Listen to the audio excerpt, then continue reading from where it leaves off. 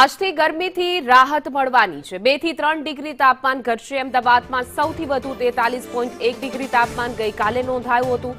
ભાવનગરમાં 42.7, ગાંધીનગરમાં 41.7, સુરેન્દ્રનગરમાં 41.5, વડોદરામાં 39.6, અમરેલીમાં 39.5, ડીસામાં 38.1, ભુજમાં 36.6, સુરતમાં 35 ડિગ્રી તો કંડલામાં 37.6, પોરબંદરમાં 35.4 ડિગ્રી જેટલું તાપમાન નોંધાયું હતું। તો હજુ પણ ગરમી યથાવત રહેવાની છે। રાજ્યમાં તાપમાન 2 થી 3 ડિગ્રી જેટલું વધે એવી શક્યતા છે।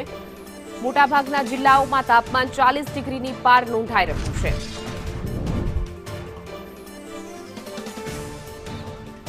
તો રાજ્યમાં તાપમાન 2 થી 3 ડિગ્રી ઘટે એવી પણ શક્યતા છે। તો રાહત મળી શકે છે।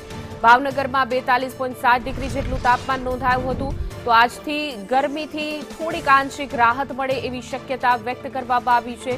2 થી 3 ડિગ્રી જેટલો ઘટાડો થાય એવી શક્યતા છે। એક તરફ પ્રી મોન્સૂન એક્ટિવિટી શરૂઆત થઈ ચૂકી છે, જેના કારણે વાતાવરણમાં ઠંડક પ્રસરે એવી શક્યતા છે। જોકે 2 થી 3 ડિગ્રી જેટલો જ ઘટાડો આવી શકે છે। રાજ્યમાં આંશિક રાહત મળશે।